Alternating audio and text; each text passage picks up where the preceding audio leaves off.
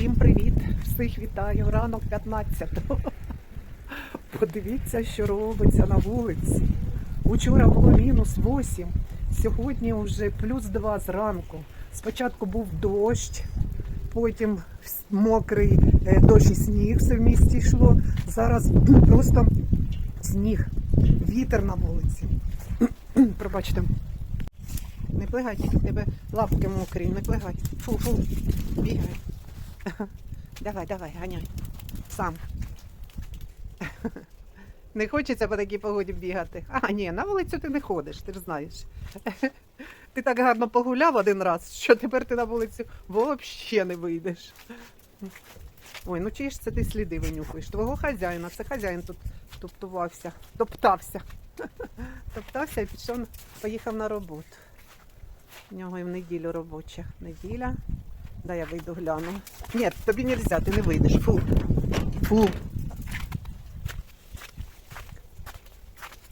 Фу, тобі не можна. Оце тільки отут. Я сказала, зайди.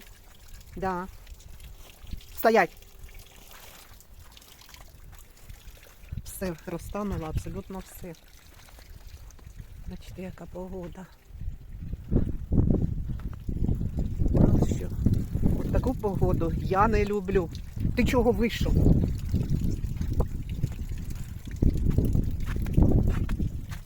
Страшно. От. Вітряна, сира. Тут тече у нас.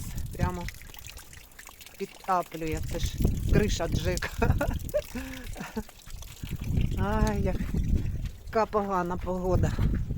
Вчора була, ой, який вчора день був гарний.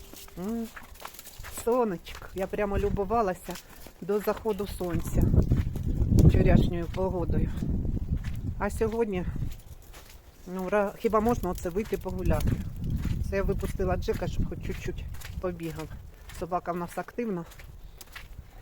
І йому не вистачає, коли він тільки в вольєрі, хоча там місця достатньо, але для нього це мало.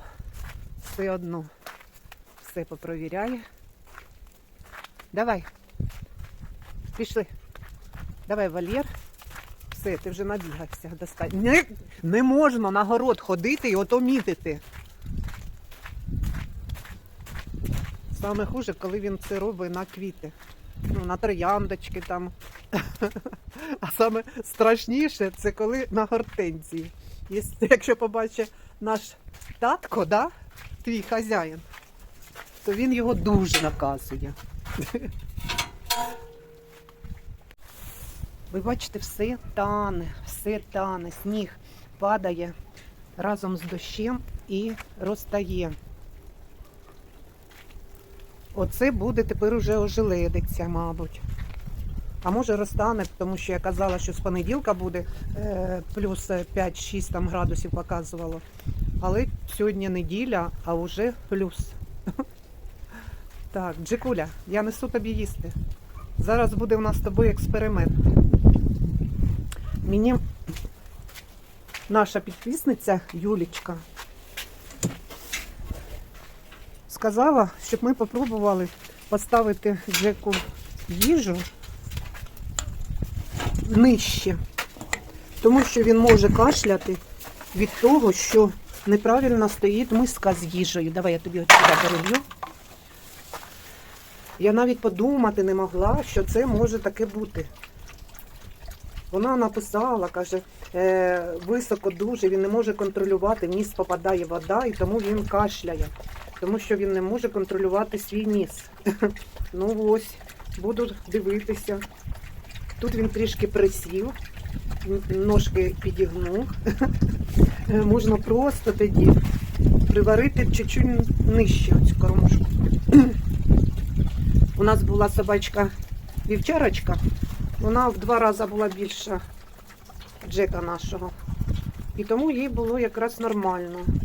Тут просто таке приспособлення, що прив'язується миска. Тут є замочок, тому що вівчарочка наша витягала мисочку. Не могла витягнути, винести її. І тому ото ми таке зробили приспособлення. Ось він випив всю водичку, це він завжди так робить, і ні разу не кашлянув. Юлічки, дуже велике дякую. Я їй там і написала, що я навіть не подумала, що таке може бути. Думаю, ну що таке? П'є воду, кашля, п'є воду, кашля. Супчик їсть, кашляє. А зараз ось, бачите, ні разу не кашлянув. Висмоктав всю водичку. Бульйончик. Ну, а тепер він буде їсти і корм.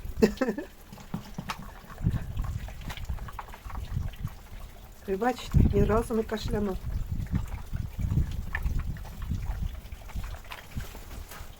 Дякую, Юлічка, ще раз дякую. Він рік почти. Майже рік, ну другий рік, да, він у нас вже. Так, зайшла в хату, розділася. Зараз будемо готувати. Вихідний, завтра робочий день у когось, а ми вихідні. Хочу іще всім сказати велике дякую. Всім моїм підписникам, особливо тим, які кожен день пишуть коментарі. Це Юля, Світланка, Людмилка, Ірішки. Велике-велике вам дякую. А ще я не назвала Тетяну Васильівну. Дякую. Велике дякую. Може, когось іще не назвала, але я всім вдячна. Благодаря вам. І трішки продвигається мій Ютуб. Ютуб канал. Це в мене індюшатина. Я її добре повідбивала. Зробила отаку подушку з цибулі. І тепер викладаю оці отбивнушки. Я їх поперчила, посолила, додавала соусу, додавала гірчиці, змазала. І оце тепер виложила.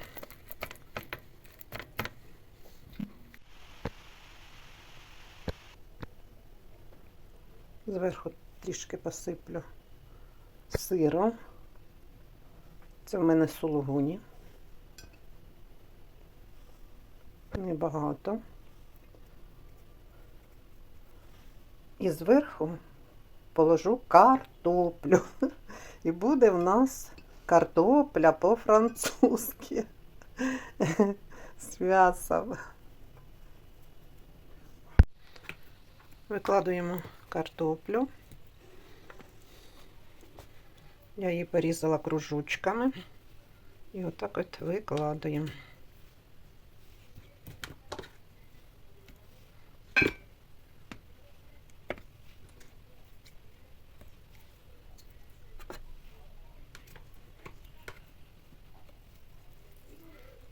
Краще, щоб картопля була одного розміру.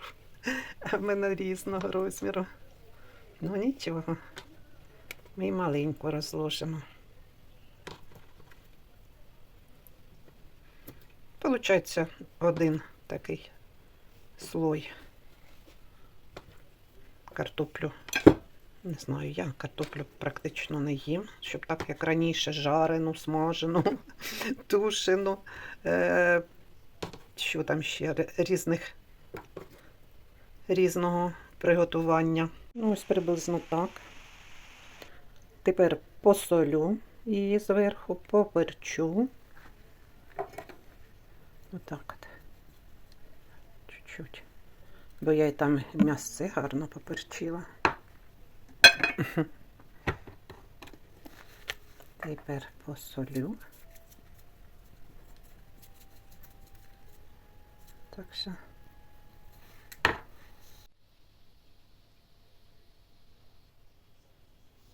Бризну олійкою.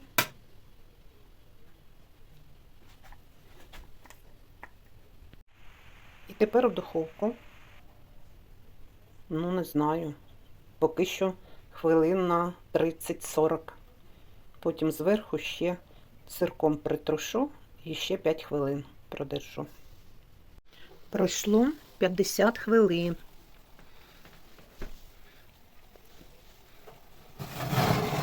Картопелька почала рум'янитись.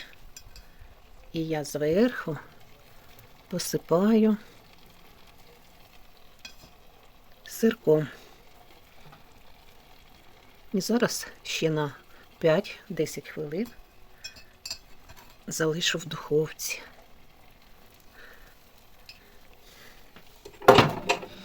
Ой. Температура в духовці в мене 220 градусів. Тому це 50 хвилин пройшло. Ай, дивіться, яка красота. Витягаємо з духовочки. Дивіться, як красиво.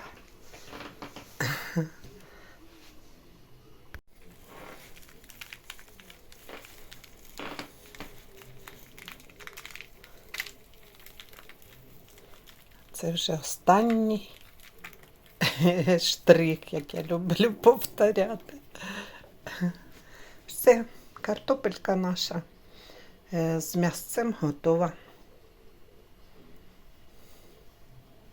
Світ інших людей може здатися чужим і незрозумілим. Але іноді у цих відмінностях ми можемо побачити те, що допоможе зробити наш світ набагато кращим.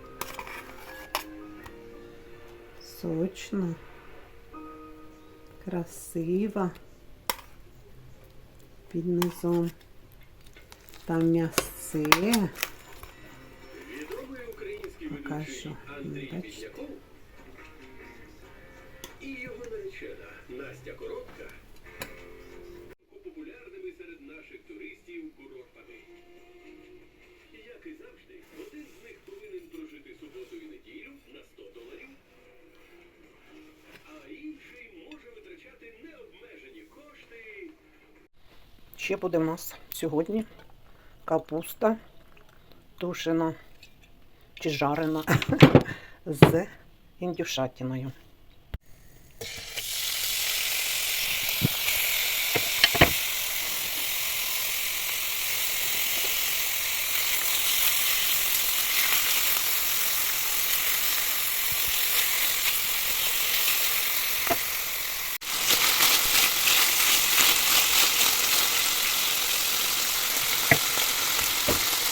Посипаю цибулю.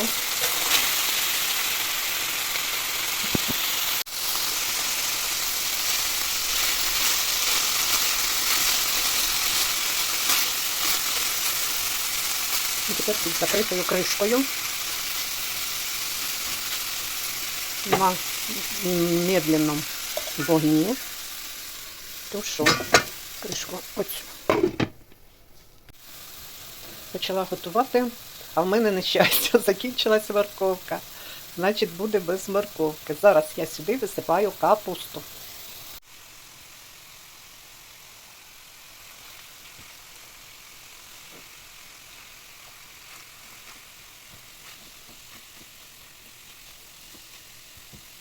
Накривай кришечкою. Капусточку добавила томатної пасти ложечку. Подивлюся, може буду ще додавати. Насипала сюди, додавила, точніше, приправки, сіль, перець, коріандр і сухий часничок. Тепер зараз потушиться ще. Ось і капусточка готова. Її можна їсти як окреме блюдо, а можна разом з картопелькою. Так що смачного!